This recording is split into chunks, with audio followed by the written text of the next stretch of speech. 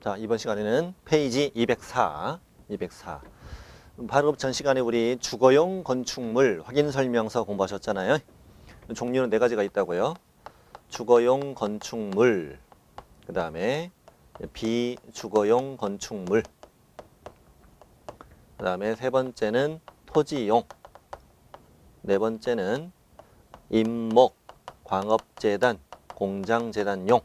일단 주거용에서 한 문제 거의 나오고 이것만 물을 수도 있고 이것만 물을 수도 있고 그래요. 근데 비교하는 걸 내기도 하고 그래요. 자, 일단 이걸 잘 공부해두면, 주거용을 잘 공부해두면 나머지는 쉽게 해결된다. 자, 지금부터 어떤 차이점들이 있는가 볼게요. 자, 맨 위에 갑니다. 비주거용 건축물에 어디 색칠하냐면 업무용, 상업용, 공업용 색칠합니다. 업무용, 상업용, 공업용. 사무실 중개하냐, 공장 중개하냐, 상가 중개하냐. 업무용, 상업용, 공업용. 자, 바로 밑에 칸 확인 설명 근거 자료 등. 바로 밑에 칸 해당 물건의 상태에 관한 자료 요구사항은 바로 전 시간에 4개 서식에 공통으로 다 있는 부분이다 그랬지. 등기 권리증, 지적도, 임야도 이런 것도 있다고. 그리고 상태에 관한 자료 요구사항, 내가 자료 요구했던 거 제출 여부, 불응 여부를 적어라 그랬던 거지. 자, 다음 밑에 이제 기본 확인사항. 4개 서식은 다 이렇게 만들어져 있다고. 기본 확인사항, 자, 오른쪽에, 오른쪽 페이지 세부 확인사항, 또 쭉 내려가면 중개, 보수 등에 관한 사항 이렇게 만들어져 있다고요. 자, 기본 확인사항 갑니다. 자, 아까도 주거용 건축물, 아까도 토지와 건축물, 여기도 토지와 건축물 다 있는 거죠. 그래서 대상물금 표시 똑같습니다. 아까 우리 공부했던 걸 복습한다면 지목, 공무상 지목, 실제 이용 상태, 건축물도, 용도, 건축물 대상 용도, 실제 용도, 구조, 자, 방향, 방향을 아까 주택은 거실 안방 주실 방향, 주택이 아니면 주된 출입구 기준 그랬죠. 밑에 칸도 중요했죠. 건축물 대장상 위반 건축물 여부. 자, 동그라미 2번 권리관계는 등기된 권리를 쓴다. 똑같이 당연히. 3번 토지이용 계획 공법도 똑같아요. 자, 아까 복습해보죠. 용도, 지역, 지구, 구역은 토지이용 계획 확인서, 건폐율과 용적률 상한은 시군 조례, 도시군 계획시설, 지구단위 계획구역, 그 밖의 도시군 관리계획은 개공이 확인하여 기재, 공부로 확인할 수 없는 사항은 부동산 종합정보망 등을 확인해 기재, 임대차는 생략할 수 있다. 여기까지 똑같습니다. 똑같고 다를 이유가 없습니다. 동그라미 4번 입지 조건에 이제 차이가 있네요. 도, 대, 차까지 있습니다. 도, 대, 차까지 있고 없는 거 써보죠. 교, X, 판, X. 교육시설하고 판매의료시설은 주거용과 관련이 깊죠. 도, 대, 차까지만. 근데 지금 써놓기만 하고요. 좀 이따가 쉽게 외우는 방법을 배웁니다. 지금은 써놓기만 하세요. 자, 5번 관리에 관한 사항 있어야지. 경비실 유무, 그 다음에 관리조치. 자, 오른쪽에 맨 위에다가 씁니다. 아주 중요한 걸 씁니다. 비선호시설. 비선호시설은 있다 없다? 없다가 매우 시험에서 나옵니다. 어떻게 외우냐면 B에는 B가 없다. 자, 비주거용에는 비선호시설이 없다. B에는 B가 없다. 시작. B에는 B가 없다. 참 요긴합니다, 이 말. B에는 B가 없다. 비선호시설이 없습니다. 그 다음에 거래 예정 금액, 자, 중개 완성되기 전 거래 예정 금액, 공시지가 공시가격도 중개 완성되기 전 공시된 가격 다 그렇게 적는다고. 임대차 공시지가 공시가격 생략할 수 있다. 취득조세 종류 세율, 취득세, 농어촌특별세, 지방교육세 중개 완성되기 전 지방세법 확인해 적으라고 그랬고, 임대차는 제외, 재산세는 6월 1일 소유자가 부담. 여기가 기본. 다음 세부 확인사항. 실제 권리관계 공시되지 않은 물건의 권리에 관한 사항은 똑같이 있습니다. 아까 어떻게 적었냐면 매도 임대 의뢰인이 고지한 사항 이런 거 적었죠. 매도 임대 의뢰인이 고지한 사항, 법정치상권, 유치권, 여기는 상가 건물이니까 상인법에 따른 임대차 이런 걸 적습니다. 토지에 부착된 조각물 정원수 등을 적으라고 그랬지. 그리고 임대차 계약이 있는 경우는 보증금, 차임, 계약기간, 장기선, 충당금 등을 확인해 적으랬지. 그리고 근저당권은 채권 최고액을 적으랬죠. 좋아요. 그 다음에 내 외부 시설물의 상태 똑같습니다.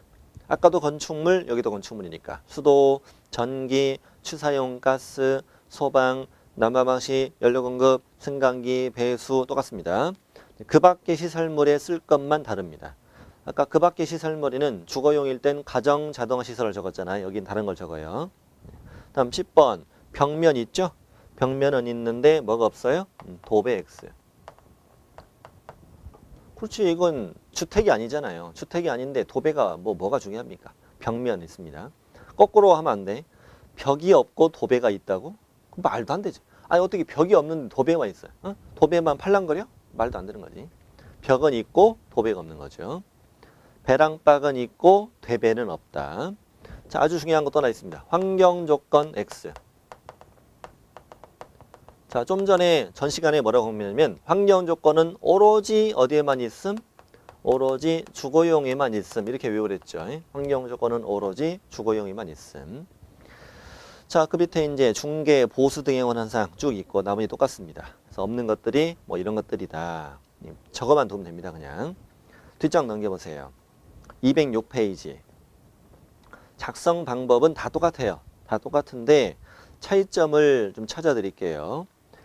동그라미 9번까지 들어가세요. 동그라미 9번까지 들어가면 거기에 두 번째 줄, 동그라미 9번의 두 번째 줄에 내 외부 시설물의 상태 안에는 그 밖의 시설물이 있었잖아요.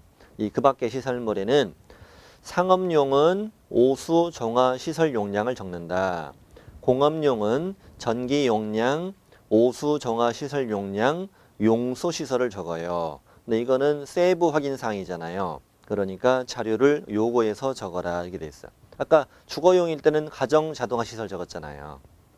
상업용은 오수 정화 시설 용량, 공업용은 전기 용량과 용수 시설로 포함돼요. 그래서 그 전기가 써 있으면 공업용을 찾아요. 우리 이거 있잖아. 그 공대 전기과. 자, 시작. 공대 전기과. 외워봐요. 시작. 공대 전기과. 전기 용량 뜨면 공대 공업용 이렇게 하시면 됩니다. 자, 오른쪽에 토지. 토지 용대 훑어봅니다. 맨 위에 확인 설명, 근거 자료 등 대상 물건의 상태에 관한 자료 사항은 다 똑같다고요. 다 똑같다고요. 4개 서식에 다 있다고 그랬어요. 자, 기본 확인 사항. 자, 여기도 토지죠. 토지니까 대상 물건 표시에 대해서 토지는 적어야지. 좋아. 권리관계, 등기된 권리 적어야지. 3번 공법 똑같아. 용도지역지구구역, 건폐율 용적률 상한, 밑에 뭐 도시군 계획시설, 지구단위 계획구역, 그 밖에 도시군 관리계획, 공부로 확인할 수 없는 건 다 똑같아요. 임대차 생략할 수 있다. 입지 조건은 뭐가 어디 거만 있어요? 도, 대까지만 있죠? 네. 여기 비주거용이고 이제 토지용은 입지 조건은 도, 대만 있으니까 차, 교, 판 없습니다. 도, 대까지만 있어요. 도대, 도로, 대중교통까지만. 토지용인데 주차장이 있을 리가 없잖아요. 교육시설, 판매, 의료시설은 주거용과 관련 있지. 그 다음에 왼쪽에 쓰시면 돼요. 왼쪽에 뭐라고 쓰냐면 관리에 관한 사항. 관리에 관한 사항은 있다 없다? 없다. 이거 당연한 거 아니야? 경비실 관리조차인데 지금 우리 토지용을 배우잖아요. 아니 맨 땅에 경비실이 어디 있어요? 시험에 나온 적 없어요. 이거. 나올 수는 있는데 내는 게 좀 민망하죠. 아니 토지용의 경비실 유무를 왜 물어봐? 안 물어보지. 중요한 게 있어요. 중요한 거는 비선호 시설이 있는 게 중요해요. 비선호 시설이 있다는 것이 중요하다. 여기는 아까 비에는 뭐가 없었는데 비가 없었는데 토에는 비가 있어요. 토에는 비가 있다. 텔레토비. 자, 시작. 텔레토비. 토에는 비가 있다. 비에는 비가 없다. 이게 되게 중요합니다. 그래서 비선호 시설. 예를 들면 혐오 시설이 있냐 이거지. 근처에. 예를 들어서 지금 매수자가 땅을 사고 싶어. 땅을 사서 전원주택을 지어가지고 멋지게 살아보고 싶어요. 근데 개공이 그 장래문화원 뒷땅 사주면 되겠냐고. 도축장 옆 땅, 말도 안 되잖아 지금. 예? 그래서 이런 것들을 주거용으로 땅을 사서 주거용으로 쓰려고 할 수도 있는 거니까 비선호 시설이 있는가는 확인해야 된다라고 이해는 돼. 근데 이제 외우라고요. 비에는 비가 없가, 토에는 비가 있어서 텔레토비. 그다음에 거래 예정 금액 똑같고 취득조세 똑같다. 뒷장 갑니다. 세부 확인 사항이 확 줄었죠? 확 줄었어요. 실제 권리 관계는 있어. 자, 토지에도 등기되지 않은 권리가 있을 테니까. 실제 권리 관계 있고요. 공시되지 않은 물건의 권리사항 쓰고. 뭐가 없냐면 이게 없죠. 내 외부 시설물의 상태 X, 벽면 덮의 상태 X, 환경 조건 X인데 자, 상태 같은 거 시험 문제 내기는 참 민망하죠. 토지용에 수도전기 가스소방 웬 말이냐고요. 이 논이요, 논인데 지금 수도전기 가스소방 벽면 덮에 말도 안 되는 거지. 환경 조건 없습니다. 환경 조건은 어디에만 있다? 주거용에만 있다. 주거용에만. 일조량 종일 들어와. 종일 들어옵니다. 소음 진동 이런 거 없어요. 자, 그래서 상태 환경이 다 없다. 다하고 중개 보수는 적겠지 당연히. 중개 보수는 적고 밑에 이제 내용은 똑같습니다. 자, 오른쪽 페이지 갑니다. 209페이지. 차이점만 보여드립니다. 동그라미 8번까지 내려갑니다. 동그라미 8번. 실제 권리관계에 공시되지 않은 물건의 권리에 관한 사항은 매도 임대 의뢰인이 고지한 사항을 적었잖아요. 매도 임대 의뢰인이 고지한 사항을 적었는데 여기는 건축물이 없잖아요. 건축물이 없으니까 법정취산권이나 유치권이나 상가 임차인, 주택 임차인 이런 거 없는 거지. 실제 토지 현장을 적는 거예요. 임대차, 지상의 점유권 행사 여부, 구축물, 적치물, 진입로, 경작물 등을 적어라. 참 토지스럽죠? 토지스러워요. 이것만 확인하면 됩니다. 넘깁니다. 임목, 광업재단, 공장재단. 우리 맨 첫 주에서 공부했었는데 임목은 뭐예요? 등기된 수목의 집단을 말하지. 등기된 수목의 집단. 이걸 우리가 임목이라 하죠. 그럼 이것도 등기부 있는 거네? 그러네. 그리고 임목의 최종 목적은 저당권이었어요. 저당권이 주된 목적이었어요. 자, 광업재단, 공장재단 유사한 건데 공장재단. 공장에 있는 공장을 구성하는 토지, 건축물, 각종 기계, 자동차, 선박 이런 것들을 묶어서 몇 개, 한 개의 부동산으로 만든 거. 이것도 공장재단 등기부가 있습니다. 있고 이것도 저당권이 최종 목적이었단 말입니다. 자, 입관공 서식 들어갑니다. 이것도 확인 설명할 때는 근거 자료 제시해야지. 이것도 등기부는 있으니까. 대상 물건의 상태에 관한 자료 요상 있네. 4개 서식에 다 있네. 좋아. 다음 기본 확인 사항 갑니다. 기본 확인 사항은 대상 물건의 표시를 쓰는데 토지 오른쪽에 이제 세 쪽에 종별을 선택해 쓰는 거고 그 아래 칸에 색칠합니다. 소재지, 등기, 등록지 색칠합니다. 소재지, 등기, 등록지를 색칠하는데 거기다가 밑에다 뭐라고 적냐면 소재지, 등기, 등록지 오른쪽에 뭐라고 쓰냐면 등기사항 증명서 이렇게 쓰세요. 등기사항 증명서 이것을 확인한다 이렇게 적으시라고요. 입관공 서식은 임목, 광업재단, 공장재단 서식은요. 대장이 없어요. 대장. 앞에 있는 서식들은 토지 대장이나 건축물 대장을 보고 적는 칸이었는데 이거는 소재지를 쓰는데 등기한 등록지, 등기 등록한 곳을 쓰라. 등기소 이름을 쓰라는 얘기예요. 등기상 증명서 확인. 이게 앞에 있는 서식과 다른 점이라는 거. 소재지나 면적 같은 건 없어요. 아니요. 소재지, 지목이나 면적 같은 건 없어요. 임목의 지목, 임목의 면적 말이 안 되잖아요. 자, 밑에 권리관계는 있어야지. 이것도 등기부가 있는 거니까. 중요한 게 있습니다. 중요한 것이 공법이 없다. 공법. 공법이 없는 것이 매우 중요하다. 자, 공법상 이용자인 거래규제는 앞에 서식은 다 있었잖아요. 여기 없습니다. 공법이 없고요.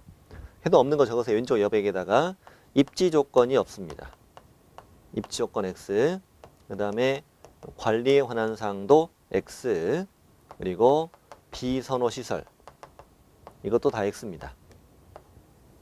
다 없습니다. 이해는 가능합니다. 아니 임목을 중개하는데 도로, 대중교통 이거 필요 없잖아요. 경비실 없지. 비선호 시설이 근처에 있어도 상관이 없다는 거지. 이런 거 다 없습니다. 없고 동그라미 3번이 중요해요. 동그라미 3번에 색칠하세요. 재단 목록 또는 임목의 생육 상태. 재단 목록 또는 임목의 생육 상태. 이거는 이 서식에만 있는 항목으로 느껴지죠. 느껴집니다. 재단 목록이 뭐냐면 공장재단은 이것저것 재산을 묶어서 하나로 만든 거라고 그랬잖아요. 그래서 등기 신청할 때 등기소에다가 공장재단 목록을 써내게 돼 있어요. 서식에 서식. 그리고 이제 등기부가 만들어지면은 공장재단 등기부 그리고 공장재단 목록이 묶여서 하나의 등기부예요. 이게 등기부입니다. 그래서 공장재단 등기 신청하면은요. 등기부 발급 신청하면은 등기부 발급 신청하면 공장재단 등기부를 떼주고 목록도 다 이게 떼준단 말이에요.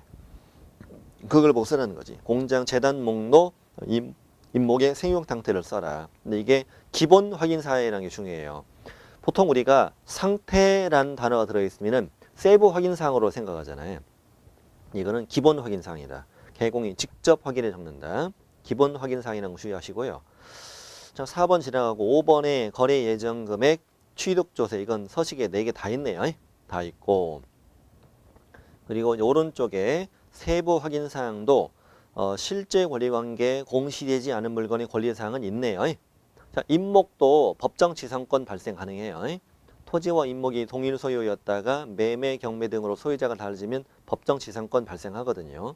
등기되지 않은 권리가 있을 수 있다는 거지. 공장재단 안에도 건물이 있고 토지 있잖아요. 법정지상권, 유치권, 법정저당권 이런 거 가능하거든. 적어라 이거지. 상태, 환경은 없습니다. 입광공과 내 외부 시설물의 상태, 벽면 도배의 상태, 환경 조건은 관련 없잖아요. 관련 없고 중개 보수 적고. 뒷장 넘어가 보죠. 뒷장은 어디가 중요하냐면 212쪽. 어디냐면은 동그라미 3번, 아니 동그라미 1번. 3번에 동그라미 1번이요. 3번에 동그라미 1번. 대상 물건의 표시는 등기사항 증명서 등을 확인하여 적습니다. 아까 대상 물건의 표시에 소재지, 등기 등록지를 적으랬잖아요. 이것이 등기사항 증명서 확인. 그 다음에 동그라미 3번. 재단 목록 또는 임목의 생육 상태. 이건 아까 기본 확인사항이었잖아요. 기본 확인사항은 공장재단은 공장재단 목록과 공장재단 등기부, 광업재단 목록과 광업재단 등기부, 임목은 임목 등록 원부와 임목 등기부를 확인해 적는다. 기본 확인사항이라는 걸 기억한다. 이 정도면 다 됩니다. 다 되고 다음에 이제 오른쪽이 이제 중요한데 213쪽이 중요한데 일단 순서가 주거용, 비주거용, 토지, 입광공 이 순서를 당연히 알아야 되죠. 주거용, 비주거용, 토지, 입광 이 순서를 모르면 이제 배려버립니다. 이렇게 배우고 일단 기본 확인사항 있고 세부 확인사항, 중개 보수 대행하는 사항. 어쨌건 주거용은 다 있죠. 주거용은 다 있습니다. 자, 비주거용. 비주거용은 표시, 자, 권리, 그다음에 공법, 좋아. 입지 조건은 도대차만 있었지. 그래서 이제 3, 4번을 4번을 도대차, 그다음에 5번 관리, 6번 아까 B에는 B가 없다고 그랬지. 거래 예정 금액과 취득 조세는 4개 다 있네요. 다 있고 세부 확인 사항 중에 9번이 다 있네요. 9번이 다 있는 게 중요하네요. 10번 좋아. 11번은 벽면 있고 도배 없고 환경 조건은 주거용이만 있고 좋아. 복비 있고 토지 가보자. 토지도 표시, 권리, 공법, 입지는 도대까지만. 그 다음에 관리 없죠. 비선호가 있었지 아까 토비. 그다음 7번, 8번 다 있고 9번 다 있고 10번, 11번, 12번은 있을 리가 없고 복비 있고. 자, 입광공도 표시 권리 있지. 근데 거기 공법이 없는 게 중요하다고 그랬죠? 공법이 없는 게 중요하다. 입지 조건, 관리, 비선호 다 없습니다. 7번, 8번은 결국 다 있네. 4개. 다 있고 9번도 다 있고 10번, 11, 12 없고 복비 다 있고. 자, 이제 괄호로 봅니다. 가로로 공부하겠습니다. 지금부터가 진짜입니다. 대상 물건 표시는 4개 다 있습니다. 4개 다 있습니다. 권리관계, 등기된 권리를 쓰는 겁니다. 다 있습니다. 자, 3번이 별표. 3번은 공법이 어디 없다? 입광공 서식이 없다. 좋아요. 아직 문제 한 번도 안 나왔습니다. 저 같으면 꼭 낼 텐데. 자, 토지이용계획 공법상 이용제한 거래규제는 모든 확인설명서의 공통기재사항이다. X. X. 자, 입지조건 외웁니다. 입지조건 어떻게 외우냐면 도대차 교판 도대차 도대 시작. 도대차 교판 도대차 도대 같이 발음해봐요. 시작. 도대차 교판 도대차 도대 하면은 네 번째는 없는 거지. 도대차 교판 도대차 도대 X 이렇게 공부하면 돼요. 그다음에 관리에 관한 사항은 경비실 같은 거니까 있고 없고 없고는 당연한 거예요. 비선호 시설이 중요하다고요. OX, OX. P에는 B가 없고 토에는 B가 있고요. 보통 비선호 시설하면 도축장 생각해보세요. 도축장의 돼지 울음소리 오이, 오이. 그래서 OX, OX, 오이, 오이. 이렇게 외워요. 자, 비선호 시설 어떻게 외우라고? 오이, 오이. OX, OX, OI, OI 이렇게 외우고요. 7, 8 다 있어요. 특히 8번 취득조세가 공통이다. 2번이나 시험에 나왔어요. 취득조세 다 있다. 자, 세부 중에 9번만 공통이에요. 실제 권리관계는 공통시에부라고 써요. 뭐라고 써요? 공통시에부. 시에부 중에 공통은 뭐예요? 실제 권리관계 딱 하나밖에 없어요. 실제 권리관계가 공통시에부라고 외운다. 공통시에부. 10번은 있고 없고 당연히. 벽면 도배는 있고 도배 없고 그래서 환경 조건 중요하다. 환경 조건은 어디에만 있다? 주거용에만 있다. 보비 다 있다. 좋습니다. 다 있습니다. 고생하셨습니다. 확인 설명서 비교. 자, 반복해서 인강을 들어보셔야 됩니다. 그래야만 쏙쏙 다시 와닿습니다. 한 번 가지고는 안 됩니다. 이거 자꾸 들어서 자꾸 보고 들어서 눈에 귀에 익숙해져야 돼요. 귀에 익숙해지면 문제는 쉽게 풀린다. 쉽게 풀립니다. 자, 214페이지 가죠.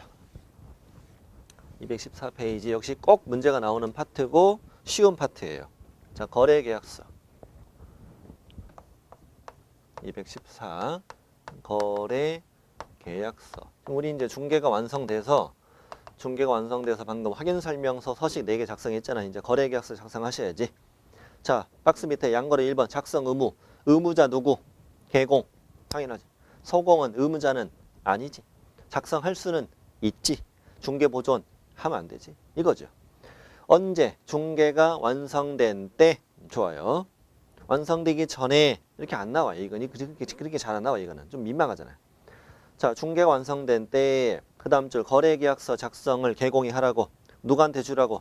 양쪽 다 거래 당사자 교부하고 대통령령이 정하는 기간은 몇 년? 5년 동안 사본을 보존해라.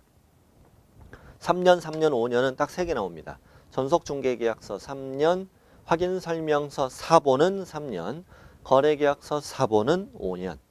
이게 3년, 5년 서로 다르니까 문제가 잘 나옵니다. 다 같으면 문제가 잘 나올 리가 없지. 거래계약서만 특이하게 5년. 양거래 2번 아주 중요한 내용이 나옵니다. 양거래 2번이 가장 핵심입니다. 먼저 표준서식 유무부터 볼게요. 표준서식이 과연 있느냐 이걸 따지는 건데 국토부 장관은 개공이 작성하는 거래계약서에 표준서식을 정하여 그 사용을 권장할 수 있다. 이 문장이 우리 법의 앞에 한번 나왔었습니다. 어디 나왔었느냐? 페이지를 알려드립니다. 페이지를 알려드립니다. 181쪽. 181쪽이라고 거기다 쓰세요. 214쪽 거기다가 181쪽이라고 쓰시고 그쪽으로 181쪽 가보세요. 181쪽에 까만색 박스 지난주에 여기 막 체크했죠. 국장은 일반 중개계약의 표준서식을 정해 권장할 수 있다. 자, 이거 체크해놨잖아요. 자, 표준서식은 항상 누가 정한다? 국장이 정한다. 국토부령으로 표준서식을 정하게 돼 있다고. 근데 표준서식은 있어도 되고 없어도 될 때 쓰는 표현이라고. 그래서 대통령령에서 말하기를 국장은 국토부령에다가 표준서식을 정해 이 서식의 사용을 권장할 수 있다. 이렇게 놨다고.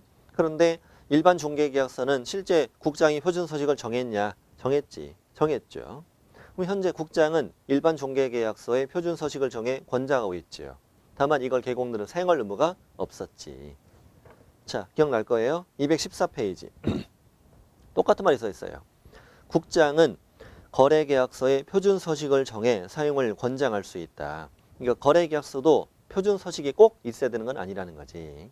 그러니까 표준 서식을 국장이 정해 권장할 수 있다고 했어요. 그런데 오른쪽 페이지 맨 위에 가니까 국토교통부령에는 국토부 장관이 정한 표준 서식이 현재 없다. 꼭 정하란 말은 아니잖아요. 표준 서식이 없다가 별표예요. 별표. 표준 서식이 없다. 그러니 현재 공인중개사 법령에는 거래계약서가 있다 없다? 없다. 표준 서식이 없어. 없는 게 중요한 거예요. 왜 없냐면 거래계약은 개공이 하는 계약이 아니에요. 니들이 하는 계약이에요. 당신들이 하는 계약을 내가 써줄 뿐이지 내가 계약 당사가 아니라고. 근데 일반 전속중개계약은 개공이 계약 당사자잖아요. 개공이 계약 당사자니까 표준 서식을 정해 권장할 필요가 있지. 근데 거래계약은 당신 둘이 하는 계약이잖아요. 나는 계약서 써줄 뿐이고. 근데 직거래일 수도 있잖아. 직거래인데 공인중개사법에 있는 표준 서식을 쓴다는 건 말이 안 되는 거지. 또 그 거래계약은 종류가 다양해요. 매매, 교환, 임대차, 지상권, 지역권, 전세권, 저당이 다양하기 때문에 어느 하나로 표준화하기가 어렵다.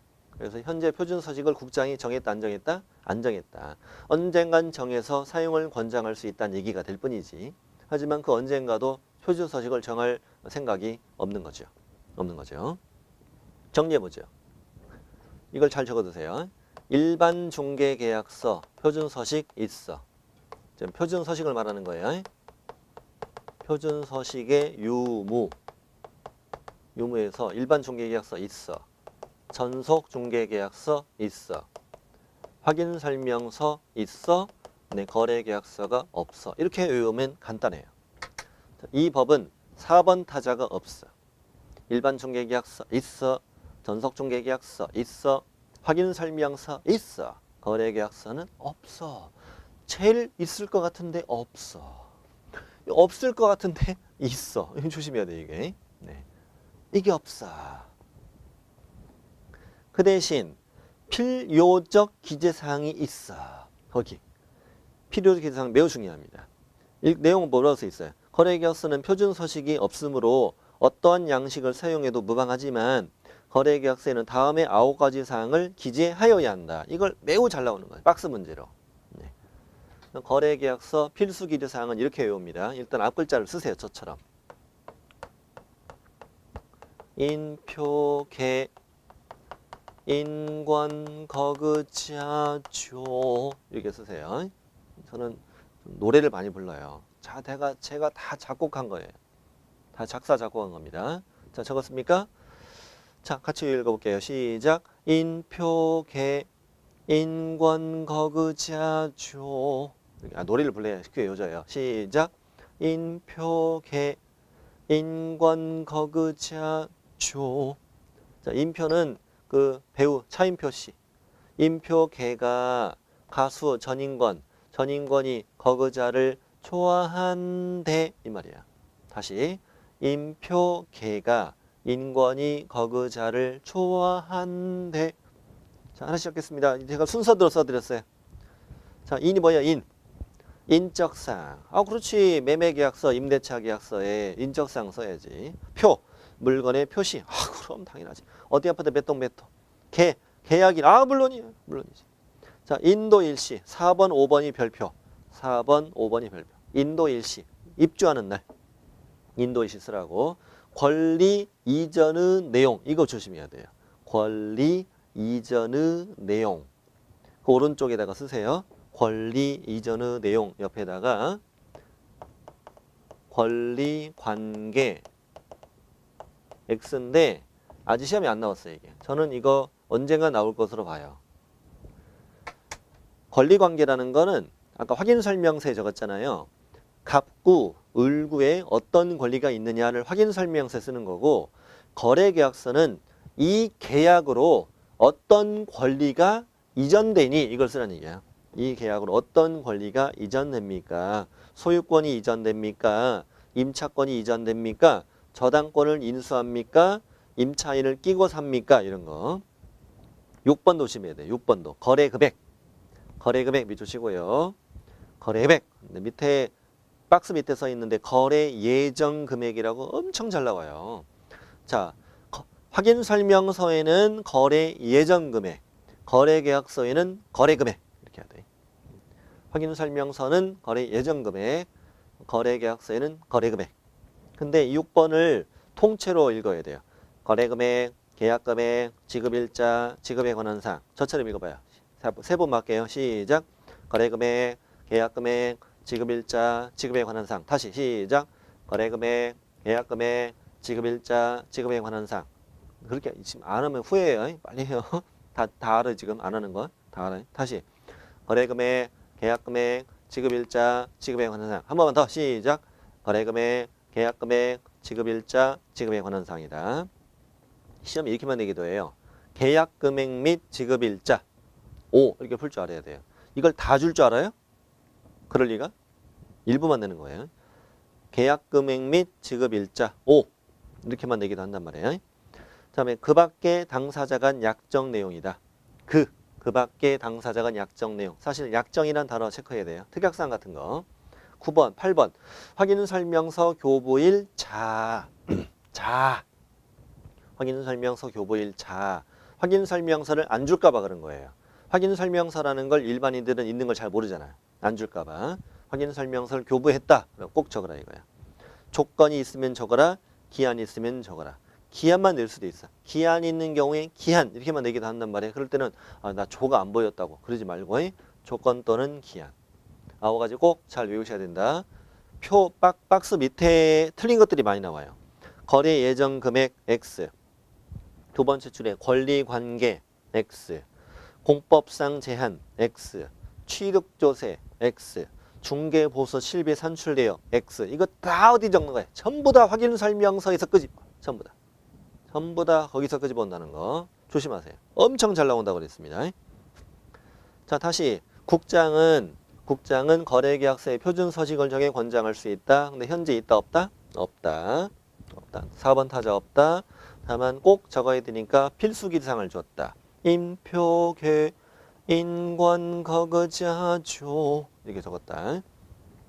양가로 3번. 양가로 3번은 이 문장은 쉬운데 그 문장에 대한 제재가 잘 나와요. 시험에. 거래계약서 작성할 때는 거기 밑줄 거래금액 등 거래 내용을 거짓으로 기재하거나 끊으시고 사선 끊으시고 서로 다른 둘 이상의 거래계약서 작성하면 안 된다. 다운계약서, 업계약서, 이중계약서 이런 거 쓰지 말라고요. 이렇게 외우세요. 앞으로 거짓기재 투계약서. 자 시작. 뭐라고요? 거짓기재 투계약서. 제가 하자는 대로 꼭 해야 돼요. 발음도 똑같이 노래도 하고 후회하지 마요 나중에. 거짓기재 투계약서. 시작. 거짓기재 투계약서 하면 어떤 제재를 받느냐 이따 나옵니다. 미리 적으세요. 미리 적으세요. 거짓기재 투계약서를 위반하면은요. 개공일 때는 임의적 등록 취소, 등록을 취소할 수 있다. 소공이 위반했을 때는 자격정지. 자격정지인데 뭐도 시험에 잘 나오냐면 자 1년 이하의 징역 또는 1,000만 원 이하의 벌금에 처한다는 X가 잘 나와요. 이것도. 형벌은 있다 없다? 없다. 거짓기재 투계약서는 늘 이 제재, 위반 시 제재가 문제가 나온다. 늘. 거짓기재 투계약서라고 외우는 이유는 이것만 낼 때도 있고 이것만 낼 때도 있다고. 당연히 둘 중에 하나만 나와 시험에는. 하나만 나와. 거래계약서에 거래금액과 거짓기재한 경우 서로 다른 둘 이상의 계약서 작성한 경우 하나만 뜨면 임등취, 소고은 자격정지, 형벌 있다 없다? 없다. 이거 1-1을 왜 내냐면요. 저번에 공부했던 이중 등록, 이중 소속, 이중 사무소는 1-1이 다 들어가거든. 근데 이중 계약서 이거 형벌이 없단 말이에요. 그래서 이걸 틀리게 잘 냅니다. 자 밑에 서명 및 날인은 아까 확인설명서와 똑같다. 서명 및 날인은 확인설명서와 거래계약서에만 등장한다. 개공, 법인은 그 자리의 대표자, 분사무소 그 자리의 책임자, 서명 및 날인, 소공이 중개에서 함께 서명 및 날인 똑같다. 216쪽 맨 밑에 위반 시 제재가 쭉 나오죠. 거짓기재 투계약서 개공은 등록을 취소할 수 있다. 임등취. 근데 밑에 거래계약서 작성 교부하지 않았다, 보존하지 않았다, 서명 및 날인하지 않았다, 업무정지. 5번 소공, 오른쪽에 소공은 거짓기재 투계약서에 있던 작성했는데 서명 및 날인 안 했던 다 업무 자격정지. 나중에 다 외워집니다. 밑에 판례 있죠, 판례도 알아야 돼. 이 사건은 두 번째 줄 끝에부터 읽어볼게요. 두 번째 줄 끝에부터. 개공이 자신의 중개로 전세계약에 체결되지 않았음에도 실제 계약 당사자가 아닌 자에게 가짜 전세계약서 확인설명서 써준 거예요. 친구한테 가짜 전세계약서, 가짜 확인설명서 써주고 친구는 대출을 받았어.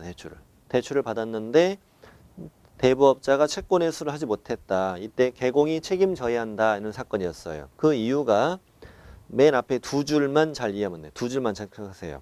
개공은 언제만 중개가 완성된 때에만 거래계약서 등을 작성 교부해야 하고 중개를 하지 아니하였음에도 함부로 작성 교부해서는 안 된다. 그래서 만자 들어와도 맞다고 잘 골라라. 만자 부탁드립니다. 밑에 서식 비교, 이거 되게 중요합니다. 첫 번째 칸은 법정 서식이 있느냐, 네 번째만 없다. 법정 서식을 사용할 의무가 있느냐. 일반 중개계약서는 사용할 의무는 없었잖아. 없었고 전속 중개계약서 확인 설명서를 사용해야 되고 거래계약서는 아예 없고 서명 또는 이냐 미시냐 구분되시죠. 그리고 소공이 중개행위를 했을 때는 확인 설명서 거래계약서에만 들어갑니다. 그리고 몇 년 보존하느냐 3년 5년 이렇게 돼 있다. 이 표식 잘 비교해놔야 돼. 잘 비교해놔야 돼. 이 단어 끝납니다. 218쪽 218쪽으로 갑니다. 이번 시간엔 중요한 게 많이 나오네요. 218쪽은 5절 계약금 등의 반환 채무 이행의 보장이다. 자, 이제 어디까지 왔냐면 이제 양쪽 의뢰를 만나서 중개 계약했고 확인 설명했고 중개가 완성돼서 확인 설명서 써줬고 거래 계약서를 써주었다. 여기까지 온 거예요, 지금. 근데 이제 어디까지 왔냐면 잠깐만 보셔야지 칠판을. 계약금 등의 반환 채무 이행의 보장. 제목부터 읽어야 돼. 같이 읽어봐요. 시작. 계약금 등의 반환 채무 이행의 보장이라고 한다. 이거를. 자, 매도인 A, 매수인 B. 얘네 둘 간에 지금 이제 매매 계약이 체결되었고, 자, 이제 계약금 치르고, 나중에 한참 있다가 중도금을 치르고, 또 한참 있다가 잔금을 치르는데, 매수인의 경우는 잔금까지 치러야 소유권을 넘겨받는 것이 우리나라 관행이잖아요. 그러면 잔금 전이면 소유권 A한테 있고 계약금 중도금도 A한테 있으니까 위험성이 있지. 뭐 이중 매매를 한다거나 여러 가지 위험성이 있다는 거지. 마침 또 B는 이번에 인강 들면서 공부하고 한다면 공부하고 있으니까 이렇게 잔금 치르기 전에 불안한 거야. 우리가 인강을 공부할 때 이중 매매 공부하는 순간 잠이 안 와. 그래서 거래 안전이 불안하다. 불안하니까 우리는 이런 제도를 만들자. 계약금 등의 반환 채무 이행 보장이라는 제도를 만들어 보자. 그래서 우리 똑똑한 개공은 거래 당사자에게 이런 권고를 해보는 거예요. 권고. 강요는 못하고 어떤 권고를 하냐면 잔금을 치르고 소유권을 넘겨받을 때까지 거래 대금을 다른 사람이 갖고 있자. 믿을 만한 제3자를 뭐라고 부르냐면 예치 명의자라고 불러요. 이자는 통장을 계산하는 거예요. 통장을 계산하는데 어디에 계산하느냐? 여기를 예치기관이라고 불러요. 예치기관. 그러니까 다시 예치 명의자의 명의로 예치기관에다가 예치를 해보자. 뭐를? 계약금, 중도금, 잔금을. 다시 합니다. 개공은 거래 당사자에게 내가 당신을 못 믿어서가 아니라 확실한 거래 안전을 위해서 잔금을 치르고 소유권을 넘길 때까지 계약금, 중도금, 잔금을 예치 명의자의 명의로 예치기관에 예치해보자 라고 뭐 할 수 있다? 권고할 수 있다. 권고할 수 있다. 이런 제도를 말하는 거예요. 두 사람과 대간의 안전이 끝날 때까지 다른 사람이 돈 갖고 있자는 거지. 우리가 이거는 인터넷 쇼핑할 때도 많이 이용해요. 우리 옥션이나 집마켓 같은 거 있잖아요. 옥션, 집마켓 보면은 이제 판매자가 물건을 올리지. 구매자는 여기서 물건을 사지. 그리고 대금도 A한테 주죠. 그러면 물건을 보내지. 뭐 오케이, 마음에 들어. 그럼 여기서 뭐 먹고 수수료를 떼고 이렇게 돌려주는 거잖아요. 그런데 마음에 안 들었다. 반품하고 돌려받으면 되잖아요. 근데 직거래를 하면은 돈 붙였지. 택배가 왔지. 벽돌이. 연락 안 되고. 이런 일이 생길 수 있으니까 둘 간의 거래가 안전히 끝날 때까지 거래 대금을 제3자가 대신 보관하는 제도. 이런 제도를 영어로 에스크로우라고 한다. 이건 뭐 시험에 나오는 단어는 아니에요. 이 에스크로우 제도를 부동산 거래에도 적용했다. 이런 얘기죠. 적용했다. 아직은 우리나라에 거의 활성화되지 않았어요. 이거는 극히 드물게 이용되고 있고요. 앞으로는 많이 활성화될 것으로 기대가 되고 있습니다. 상당히 오래전에 도입된 제도예요. 한 16년 됐으니까 도입한 지가. 그럼 이제 이걸 공부하는 거예요. 뭘 공부하느냐? 누가 예치 명의자가 될 수 있느냐? 이 법에 딱 정해져 있어요. 이 법에 정해진 자만 에스크로 사업을 할 수 있어요. 또 어디가 예치 기관이 될 수 있느냐? 자, 이걸 지금부터 찾겠습니다.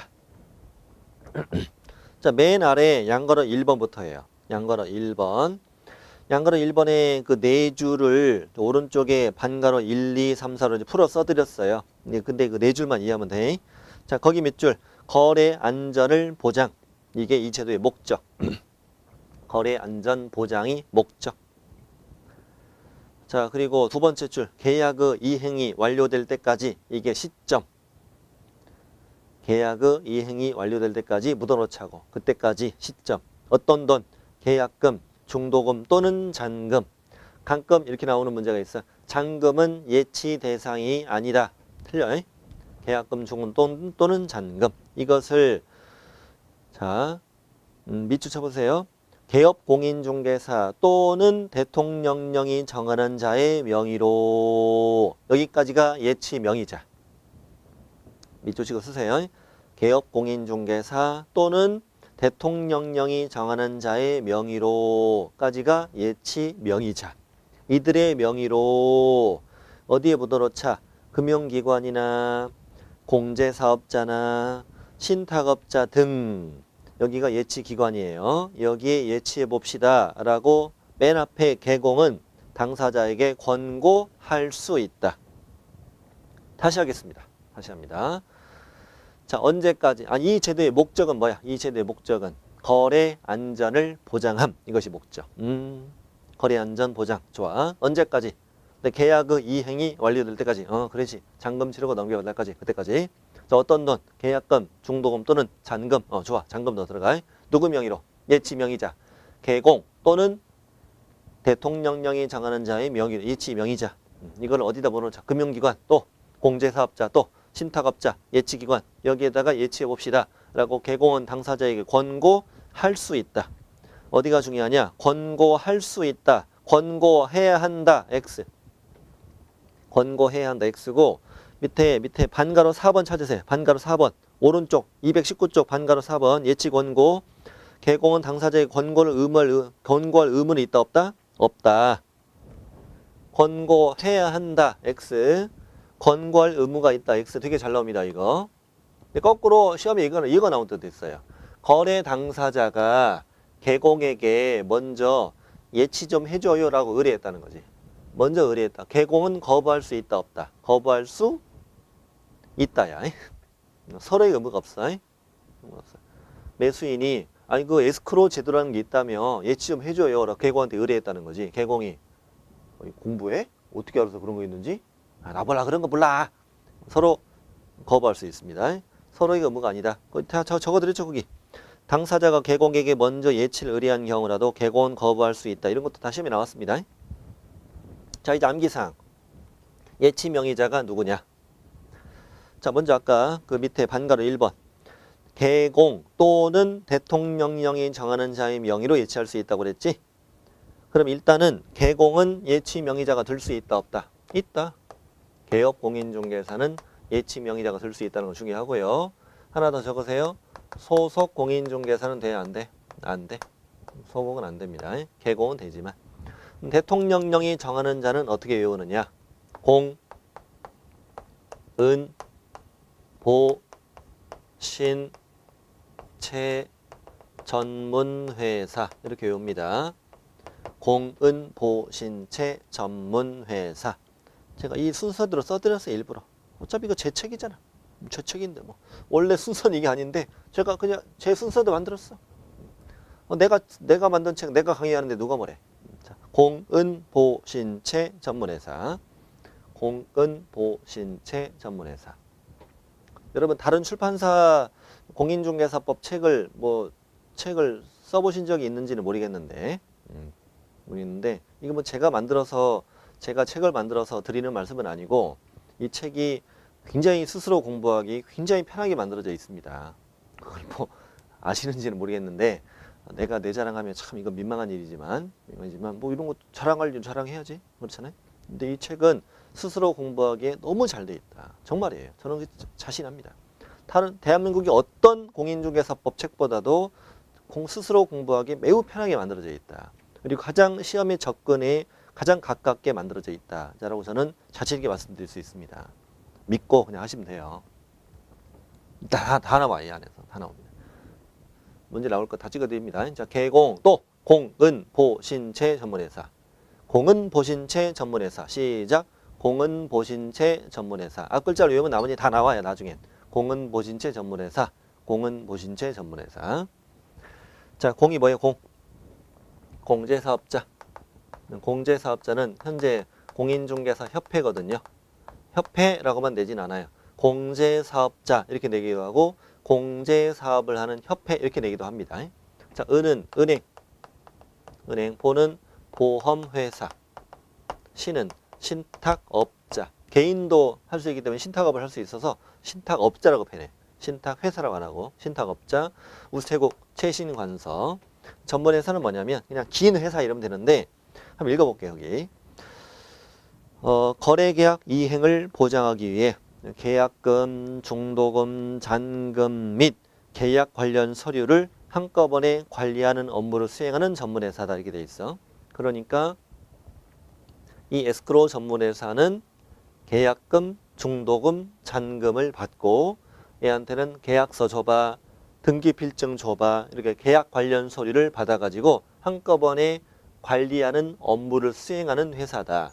한마디 에스크로우만 전문적으로 하는 회사다 이 말이에요. 지금까지 가장 잘 나왔던 문제 중에 하나가 예치 명의자가 아닌 자를 찾으세요. 자, 그대로 안 나오면 틀려 그냥. 그대로만 내니까. 자, 개공, 공은 보신채 전문회사. 아닌 걸 찾으면 됩니다. 예치 기관은 뭐라고 외우느냐? 공금신. 공금신. 자, 공은 공제사업자. 금은 금융기관. 신은 신탁업자. 지금까지 나왔던 문제가 어떤 게 나온 적도 있냐면 자, 문제를 볼게요. 계약금 등을 은행의 명의로 공제사업자 예치할 것을 권고할 수 있다. 5. 보험회사 명의로 신탁업자 예치할 것을 권고할 수 있다. 5.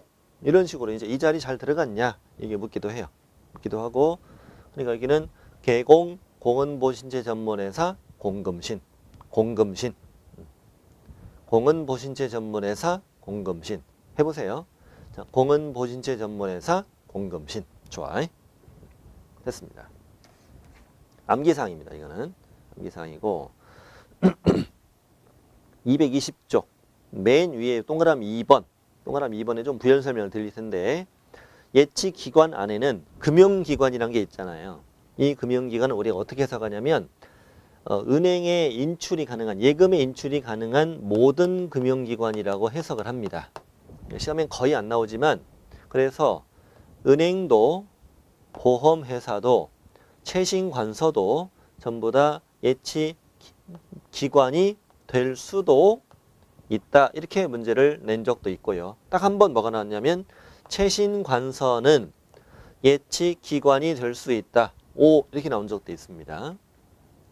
뭐 가능하죠. 통장 만들 수 있는 곳이니까. 그래서 여기에 금융기관은 여기 은행만 말하는 게 아니라 모든 금융기관이 다 포함된다라고 해석합니다.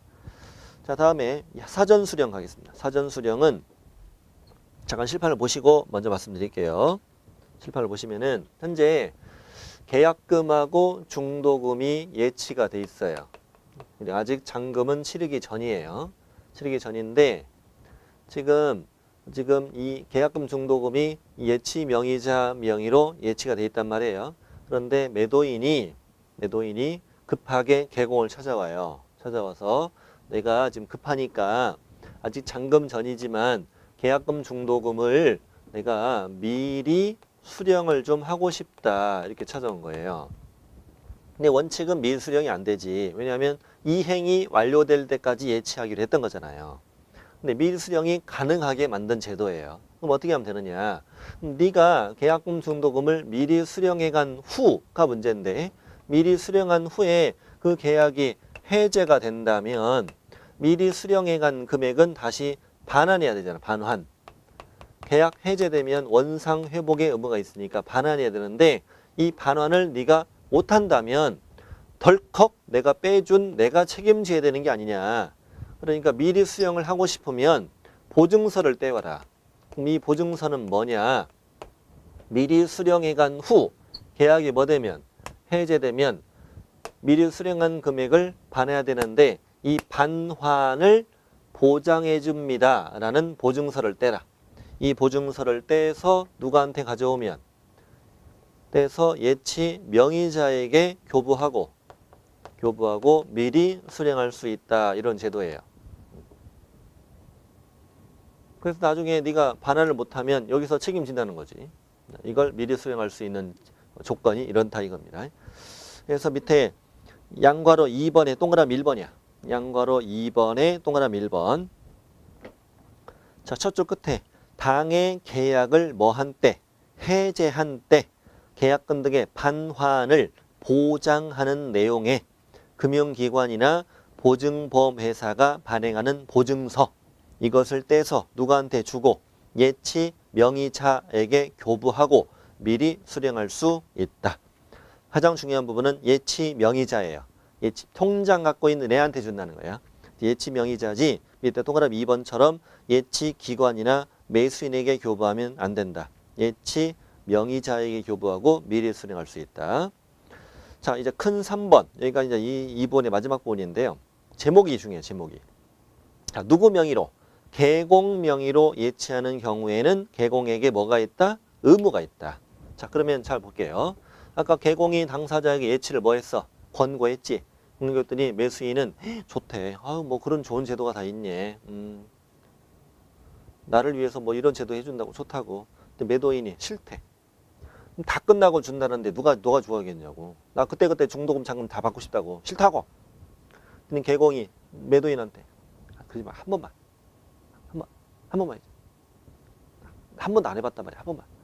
계공이 매도한테 했더니 해줄게. 그래서 매도인 오케이 했단 말이야. 드디어 성사가 됐지.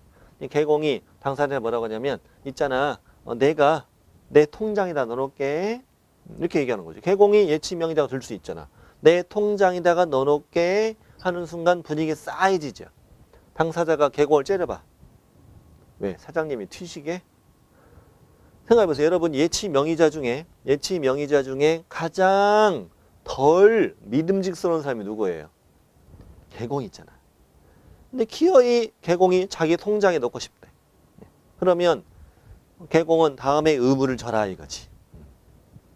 그러니까 이제 공은보신채 전문회사 명의로 한다면 믿을만 하지. 설마 얘네들이 이걸 들고 튀겠냐고. 그럴 리는 없겠지. 근데 계공이 기어이 자기 통장에 넣고 싶다면 다음에 의무를 져라 이겁니다. 오로지 계공의 명의로 예치할 때만 지는 의무를 배웁니다. 자, 양괄호 1번. 자, 계공은 거래 당사자가 계약금 등을 계공의 명의로 금융기관 등이 예치할 것을 의뢰했습니다. 별일이 다 있죠.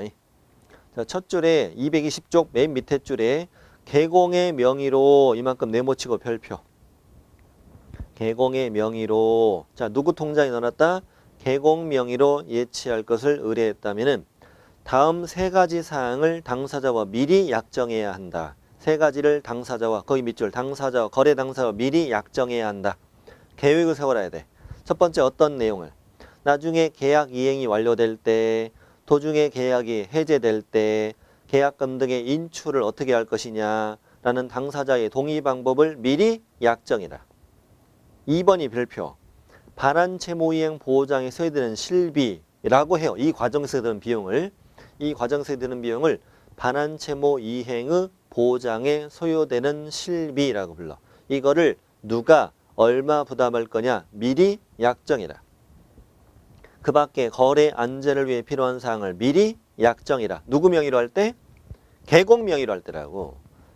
예를 들어서 은행의 명의로 예치하는 경우 계공은 반환 채무 이행 보호장에 써야 되는 실비를 미리 약정해야 한다. X.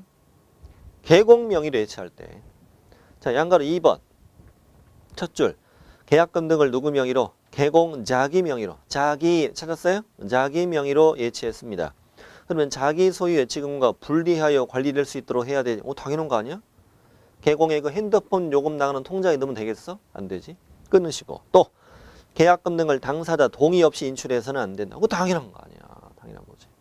당사자 동의 없이 인출할 수 있다. 이렇게 나온 적도 있네. 자, 양가로 3번. 역시 계약금 등을 자기 명의로 예치를 했다. 자기 명의 별표. 자기는 별표. 자기는 내 별이야. 별표.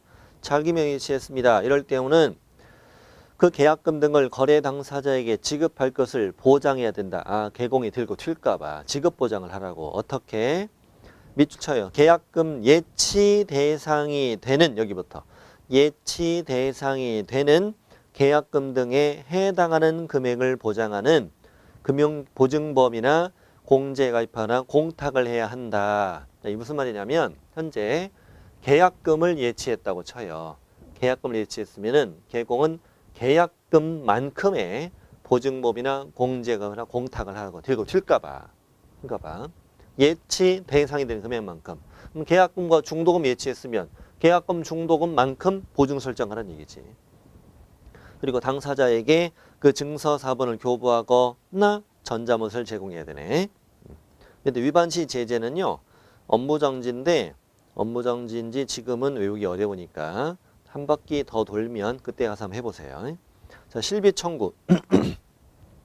자, 동그라미 1번. 계공은 방금 계공이 예치명의자가 될 때 계약금 등의 반환 채무의 보장에 쓰이는 실비를 받을 수 있거든요. 이걸 이제 누가 부담하느냐가 중요해요. 이 제도는 누구를 위한 제도예요? 매수인을 위한 제도잖아요. 그러니까 매수 임차 의뢰인에게 청구하는 거예요. 얘한테 청구하는 건 틀려요. 매수 임차 취득 의뢰인에게 청구할 수 있다. 이 단원 끝났습니다. 이번 시간에는 확인 설명서 주거용 빼고 나머지 비교해봤고 거래계약서 공부했고 그다음에 계약금 등의 반환 채무이행 보장제도 이 단원은 매년 고정은 아니에요. 최근에 한 2, 3년 계속 안 나오세요. 문제가. 한번 나올 때가 됐는데 왜 안 내나 싶어요. 이쪽은 암기사항이 좀 많고 이렇게 해서 현재 우리는 어디까지 왔냐면 양쪽 의뢰인을 만나서 헤어질 때까지의 과정을 다 공부한 거예요. 다 공부한 거고 다음 이어지는 시간에 222쪽을 공부하겠습니다. 잠시 후에 또 뵙겠습니다.